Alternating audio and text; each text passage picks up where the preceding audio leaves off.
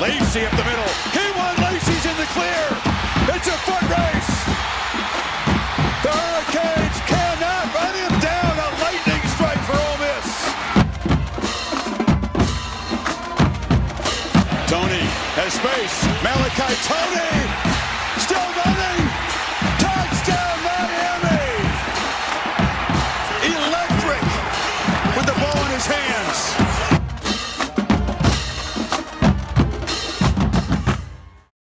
We're back with the next show in the preseason series. Last show, Mike and I were talking about players that we felt were our sleepers. Now we're going to talk about players that were fading. The second part of this new 3-part preseason series. Mike, we just talked about our sleepers. Now we're talking about players that were fading. And again, these could be players that maybe we thought were overvalued earlier in the spring. The good thing is we've shared this list with one another. So we have 10 different names for everyone. Players that, I don't want to say players that we feel are overvalued, but players that you and I are just kind of staying away from for one reason or another. Let's go ahead and offer some of those names and give them the whys behind that, right? A little bit different this time. Yeah, I was going to say, just to clarify, yeah, I looked at just compiling this list, and these were kind of players that, I still have, a relatively high, but like it just, I don't have any shares of these guys. So there must be some reason that I'm fading them. So that's kind of the why behind my list. And I'll start with Tanook Hines. Okay. We covered off, you listed Terrell Anderson in the previous episode as your sleeper. And Tanook Hines really it's twofold. One, obviously the injury. He's sidelined at start of camp. And then I'm going to read a quote here just to, it's from Lincoln Riley, said, Hines is probably the one right now that is the most limited, still tracking and progressing well, but it's starting to feel like he's going to miss some games for week 0. And I read a report today on On3, and the author of that article said sources have now said that the Trojans could have up to a 6-man rotation, and you just don't like to hear that, right? You want 2 and 3 solidified starters, as we saw last year with Jacoby Lane and Makai Lemon. So I have not drafted a lot of Tanook Hines this offseason. I'm going to fade him even more at this point. To me, it's just starting to feel like years past prior to last season, right? Where these Lincoln Riley offenses, they really spread around, 15, 16% target share that you're getting from your wide receiver 1 and 2. And these freshmen are getting glowing reports at this point. So I'm starting to believe, injuries combined with the freshmen, that we're going to see, a rotation. Yeah, good point. It's just so many, like I think I said this on the last show, that young receiving group at USC has been getting a lot of hype. I think more so than any young receiver group across the country, right? So the more talent you have, the more playing time that those guys get a chance to get their beaks wet, right? And I think Feaster's not even like 18 years old yet. I mean, the kid is absolutely an phenom, right, at his age. So I really like that. That was the reason why I had Terrell Anderson in that sleepers list. And so I'll go ahead and fire away as well with my first name. And again, not a player that I'm trying to talk anybody off the ledge. It just doesn't give me the warm fuzzies. And some of that is just personal things too, that let's just say that add on this list. Like some of these things are, what's our why behind that? For me, the first name for me is quarterback Marcel Reed at Texas A&M. And it's strange because I'm a big Kevin Jennings fan at SMU, but I'm not a big Marcel Reed fan at Texas A&M. And their games somewhat are similar. It's just I've watched Marcel Reed play so many times, and he was so goddamn hot or cold that the cold times just burned me a little bit too much. He threw for 3,000 yards last year, 25 touchdowns, I think. He threw 12 interceptions, added another 400 plus on the ground. But it just seemed like in a lot of games that I watch him, it was like you were praying he was getting hot in the second half, or man, there was just something that was off. Couple that with the fact that Colin Klein is gone. There is a new offensive coordinator. I'm not saying that he's not going to adapt to the system. You've got Mario Craver, who's an absolute playmaker at receiver, right? So A&M has the weapons. We're hearing names like Terry Bussey's even possibly going to have a breakout year as well. So Texas A&M has the names. For one reason or another, Marcel Reed is just a name that whenever he's been on the board there, I've just been a little too nervous. And at the value in which I feel like he's getting drafted, for me, I've just been fading Marcel Reed. Yeah, it's been twofold for me a little bit. On one hand, like you love to hear these reports about the wide receivers, right? Craver is obviously established. Isaiah Horton coming in Yep. is obviously a talent player, and then Terry Bussey is apparently the And then they got MVP. Bethel Roman as well, right? Bethel So Roman, yeah. yeah, lot of pieces there. I think for me it's the playoff schedule when you close with a bye week and then South Carolina, Tennessee, Oklahoma, Texas. That's rough to close the year. So, yeah, I'm with you there on Marcel Reed. My next, I don't have a single player, but my situation that I'm fading, Texas running backs. I talked about it Yeah. on a podcast earlier this week. Like, where's the upside here? They're this 200 carry, 1,000 yard, Steve Sarkisian running back. Like, I think that's dead at this point. These teams, like a Texas, like Ohio State, are planning for 14, 15, 16 games, and they're going to split the carries with Raleek Brown, with Hollywood Smothers, with Derek Cooper, who's been impressing as a freshman there. So that's a situation where I don't want to deal with it. Best ball, I'm a little bit more willing to draft them, but just hypothetical. You're in a redraft league. Yep. When are you going to be able to predict when it's going to be Hollywood Smothers or Raleek Brown that given week, unless there's an injury, right? Yep. And then just to conclude there, the last stat that I wanted to pull up, you look back to last year, it was Arch Manning that led the team with 20 red zone carries, right? And they split up the red zone carries between the other running backs. So once they get into the scoring, the scoring area, like who's to say they're not going to give it to Arch, who's probably in a, Heisman campaign type season. Yeah, for me, my next name is, I think, even more surprised than bigger surprise than Marcel Reed. And for me, it's Isaac Brown, running back of Louisville. For some reason, he was a guy that I was not on in the spring, even though I have to respect the fact that he had when he plays, he performs really well. I mean, you look at his numbers, he played 9 games last year, still almost ran for 900 yards, scored 7 touchdowns. Ran for 1,100 yards the year before, right? I think scored 11 touchdowns as well in 2024. It's just the whole injury bug from last year, and then we get the reports now at preseason camp that maybe he wasn't practicing in the beginning, maybe he's banged up. You've got Kewan Brown as well. You hear reports that Keinholz could be involved more in the run game this year. I think the ceiling is right there for Isaac Brown. For me, it's just, we talk about this. The one thing we tried to avoid in round one is the miss, right? Or we talked about it earlier in one of our shows, like who's the one guy, if they're going to bust at the top of your list, may be it. And I'm not saying he's the guy, but when I'm taking somebody in the spot where people are drafting Isaac Brown, even though there's no sure thing, I'm not sure I want to take a guy with 9 games who has a little bit of an injury bug in preseason camp.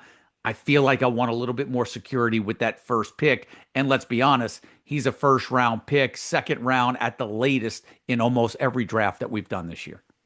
Yeah, I'll be curious to see his ADP as we progress here in the next week or so. If it's going to fall maybe to the back half of the second, maybe even at the top of the third, if people are shying away from that. He's tough just because, like, if he's healthy and playing all 12 games, like that's potential running back one in all of college fantasy. Absolutely. Right? Because he's that talented. But yeah, I agree with you. I'm going to go similar situation to Texas. I'm out on Turbo Richard from Indiana, the Boston College transfer.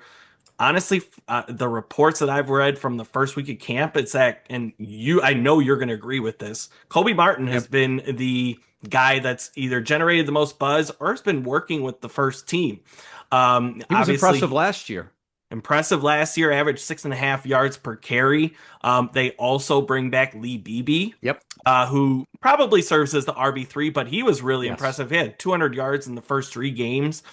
And it's very similar to Texas. If you are in a redraft situation, we know these offenses are going to be good, but you will not know when to start a Turbo Richard because they've got all these guys in a system that is typically spreading the ball around. You look back to running back ones under Kurt Signetti, 11 fantasy points per game, 13 fantasy points per game, 11 fantasy points per game, 9 fantasy points per game. The only one that really kind of popped off was James Madison running back like 4 years ago, who averaged like 14 points per game. So the upside is just not there. You're not going to know when to start them.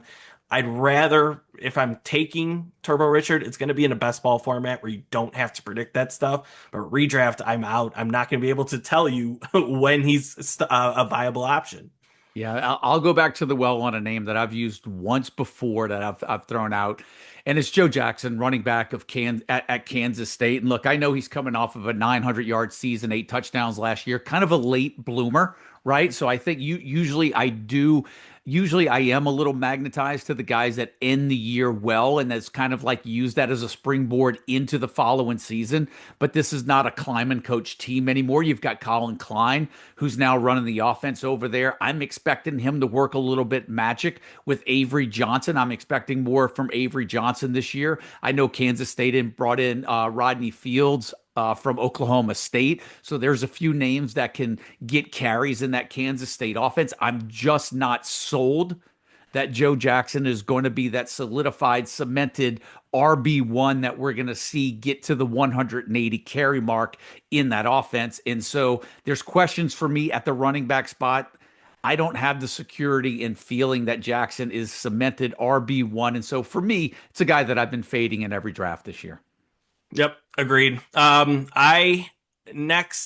go to Wake Forest. This is a player in Ty Clark that started.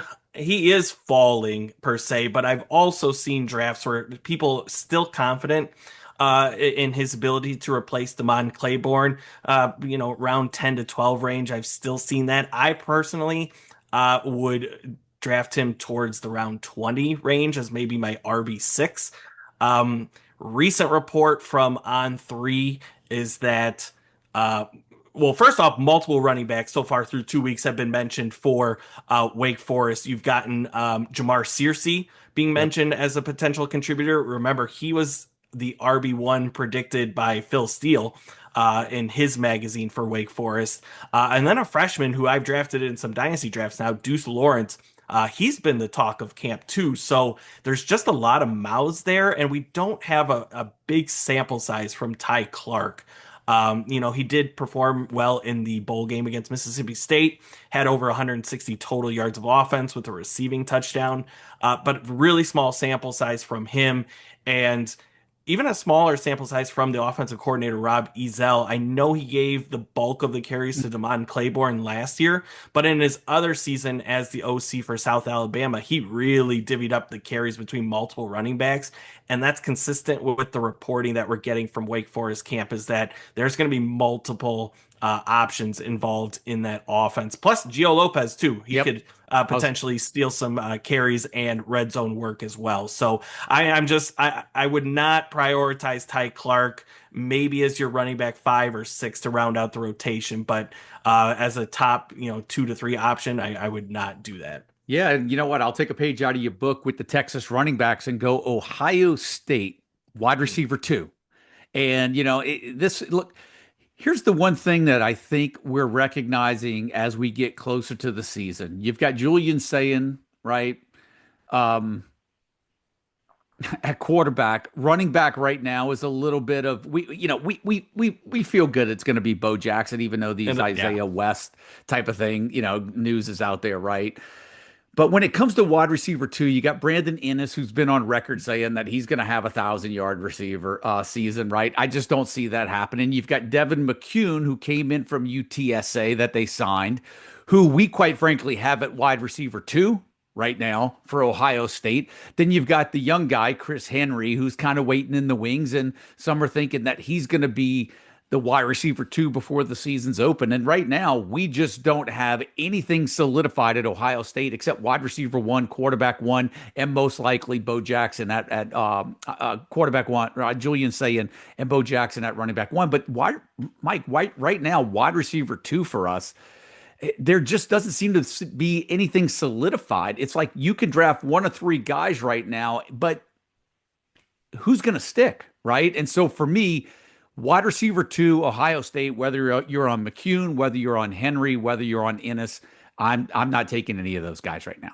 Yeah, I would just say don't be on Brandon Innes. He's not a good player, as we've seen over the last, 4 years that he's been on camera. Just stick with Jeremiah Smith and get out of there if you can. Yeah, I would say with McCune, like, it does seem like he's going to be the wide receiver 2 at this point, just based on the reporting. But it's a matter of, like, you got to feel like they're going to get Chris Henry involved in that offense at some point, both outside receivers. Yep. So if he does emerge, he would obviously take over for McCune. But so I agree with you there. There's just no player. There's no wide receiver 2 I'm drafting where we would traditionally slot in a value wide receiver 2 at Ohio State. Yeah, there's no Carnell Tate this year. And for my last name before I hand it off to you to close it out, it's just Dorian Thomas, a guy that we've moved down our tight end rankings over since spring. And I was a little higher on him earlier than you, so credit to you right there. But, you've got, a lot of that had to do with the fact that there were some questions around Mason Minnie's availability. He seems like that he's going to be okay. They bring in Chase Hendricks from Ohio. They bring in Ian Strong from Rutgers. There's a lot of receivers right now that they're working into the system to kind of recalibrate this system, a lot of mouths to feed. You're looking at a tight end that caught 56 passes last year at New Mexico. Just don't know with that many guys that they're bringing in, with that many new weapons and that many proven names, that we'll get anywhere close to 56 receptions with Dorian Thomas this year. And so he's a player that I've slid down in my tight end rankings over the last couple of weeks. Yeah, I mean, his ADP has rightfully fallen. Like, I think it started as a top 8 round tight end, and now he's obviously fallen into the 20s. So, yeah, just a lot of unknowns with that Cal offense this year. I'll close it out. Anthony Carey for Florida International. I think we talked about him in the running back podcast a little bit, but something that I've been consistent with this year is that just because a guy did it last year, and obviously I'm speaking about Kajan Owens, right? He had 1,300 rushing yards, 11 touchdowns. But just because he did it does not mean that the next guy is going to do it. And, he started the offseason a lot higher in ADP versus where he is now. But I'm still seeing people draft him as RB3, RB4, and I just would not feel comfortable with that. He only averaged 4.5 yards per carry on 105 attempts last year. The offensive coordinator, Nick Coleman, I know he gave a heavy workload to Kajan Owens last year, but he does not have a track record at his previous stops as a play caller that he'll give that heavy workload consistently year over year. Yep. So I'm just hesitant. There's a good follow, Brandon Pokras on Twitter, and he's got access to practice, so he's constantly posting FIU video from practices, and he's posted videos of Carey, but he's also posted videos of Devontae Lyons rushing for a touchdown, Sterling Joseph, and back from the spring reporting, I mean, it was pretty consistent that, like, they're going to involve all these guys. So I would not bank on Anthony Carey replicating what Kajan Owens did last year. No, and keep in mind too, a lot of where Carey's ranked is sort of like the ceiling of what he would be if he's running back 1. But to your point, and the reason why you're fading him is that there's not the security in really knowing that, right? To your point. So love that name, Mike. And look, 10 more names we threw out to everyone of players that we've faded. And again, this is just the second in another 3-part series this week. We're going to close it out with risers and fallers. We'll be getting into that next to close out the week. But that's going to do it for players that we're fading. We've already done our sleepers, so check those out on the site as well. And then next up, we'll see you in the series for the risers and fallers, and we'll do that next. So for my partner, Mike Bainbridge, my name's Joe DeSalvo. We will see you guys on the next show.